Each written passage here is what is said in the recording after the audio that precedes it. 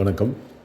இந்த பதிவு எக்ஸ்போர்ட்டோ இம்போர்ட்டோ பண்ணணும்னு நினைக்கிறீங்கன்னா நம்ம என்னென்னலாம் தெரிஞ்சுக்கணும், அதாவது ஒரு அறிமுக லெவலில் நம்ம என்னென்னலாம் தெரிஞ்சுக்கணும் அப்படிங்கிறத பற்றி தான் இந்த பதிவு.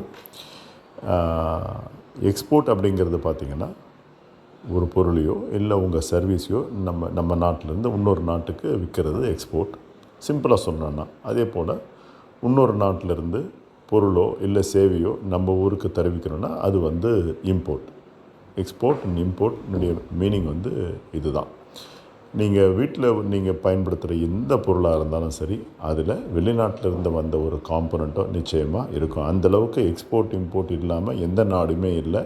நம்முடைய வாழ்க்கையில் எக்ஸ்போர்ட் இம்போர்ட் அப்படிங்கிறது நமக்கு தெரிஞ்சோ தெரியாமையோ நம்ம கூடவே தான் இருக்குது.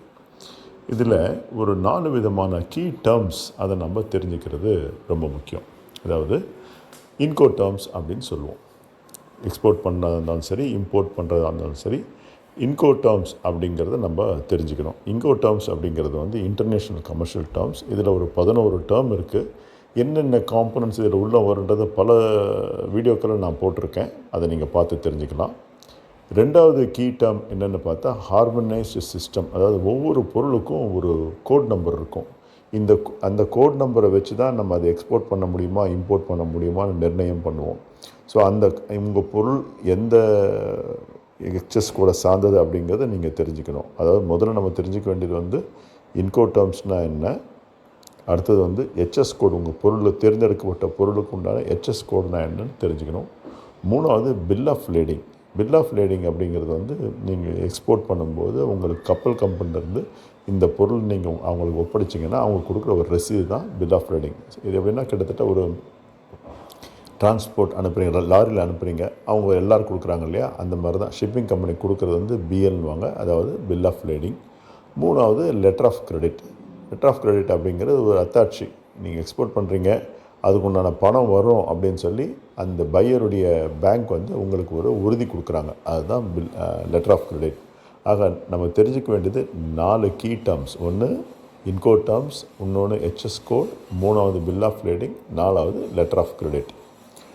அடுத்து நம்ம என்ன பார்க்க போகிறோம்னா எக்ஸ்போர்ட் இம்போர்ட்டில் யாரெல்லாம் பார்ட்டிஸ் இருக்காங்க அப்படின்றத பார்க்குறோம். அதாவது எக்ஸிம் பிஸ்னஸில் யார் இருக்காங்க. எக்ஸிம் பிஸ்னஸ் யார் இருப்பாங்க? ஒன்று எக்ஸ்போர்ட்டர், இல்லைன்னா இம்போர்ட்டர். 2வது முக்கியமானது அரசாங்க தரப்பிலிருந்து கஸ்டம்ஸ் அத்தாரிட்டிஸ், அவங்க இருக்கிறாங்க, கஸ்டம்ஸ். 3வது பேங்க், அப்புறம் ஃபைனான்ஷியல் இன்ஸ்டியூட். அவங்க தான் நமக்கு பணம் கொடுக்குறதோ இல்லை பணம் அனுப்புகிறதோ அதெல்லாம் பண்ணுறது பேங்க்ஸ் தான். 3வது மற்ற கவர்மெண்ட் ஏஜென்சிஸ், லைக் எப்படின்னா டிஜிஎஃப்டி, எஃப்எஸ்எஸ்ஏஐ, பிளான் குவாரண்டைன், இந்த மாதிரி இருக்கிற கவர்மெண்ட் ஏஜென்சிஸ்.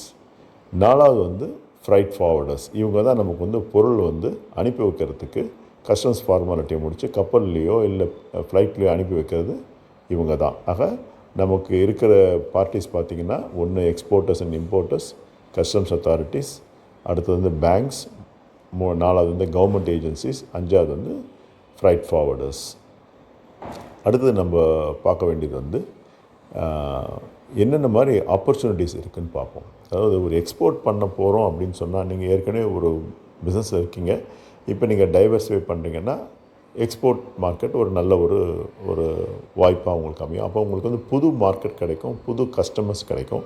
இன்னொன்று எக்ஸ்போர்ட் பண்ணும்போது நல்ல தரத்தில் தான் கொடுக்கணும் அப்படிங்கிறதால உங்களுடைய மேனுஃபேக்சரிங் ப்ராசஸ், உங்களுடைய சிஸ்டம்ஸ் எல்லாம் அப்படியே மாறும்.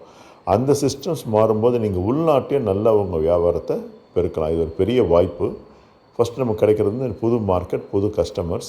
தவிர எக்ஸ்போர்ட் பண்ணும்போது நிறைய கவர்மெண்ட்டுடைய சப்போர்ட் இருக்குது. என்ன மாதிரினா ட்ராபேக் கொடுக்குறாங்க, ராட்டப் கொடுக்குறாங்க. வெளிநாட்டில் போய் உங்களுடைய பொருளை நீங்கள் எக்ஸிபிஷனில் கொடுக்கறதுக்கு அதுக்குண்டான மார்க்கெட் டெவலப்மெண்ட் அசிஸ்டன்ஸ்லாம் கொடுக்குறாங்க. அதுக்கப்புறம் இந்த நாங்கள் ஏற்கனவே சொன்ன மாதிரி ஒரு டைவர்சிஃபிகேஷன் இங்கே பண்ணிகிட்ருக்கீங்க. இதை இன்னொரு புது பிஸ்னஸ் மாதிரி இருக்கிற பொருளை வேறு ஒரு மார்க்கெட்டுக்கு அனுப்புறது, அந்த ஒரு வாய்ப்பு. இதில் என்னென்ன சவால்கள் இருக்குன்னு பார்த்திங்கன்னா லாஜிஸ்டிக்ஸ், அதாவது கப்பலில் அனுப்புகிறோம், அது ஒரு உண்மையிலே ஒரு சவாலான ஒரு விஷயம். சரியான நேரத்துக்கு நம்ம அனுப்பணும், அந்த கப்பல் அந்த நேரத்தில் இருக்கணும், இது போய் சேரணும், இது ஒரு சவால்.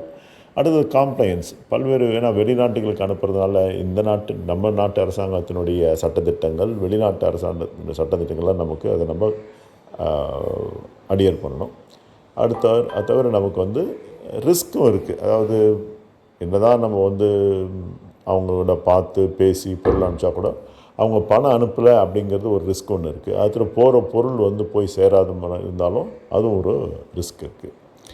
இப்போ நம்ம அடுத்தது நம்ம என்ன பண்ணணும் அப்படின்னு பார்த்தீங்கன்னா, இந்த என்ன பொருள் நீங்கள் தேர்ந்தெடுக்கிறீங்க முதல்ல தேர்ந்தெடுங்க. எக்ஸ்போர்ட்டோ இம்போர்ட்டோ அதிலிருந்து நம்ம வந்து உங்களுடைய எக்ஸ்போர்ட் இம்போர்ட்டினுடைய அந்த ஜர்னியை நீங்கள் வந்து அந்த ஒரு பயணத்தை நீங்கள் துவக்கலாம். தேங்க்யூ.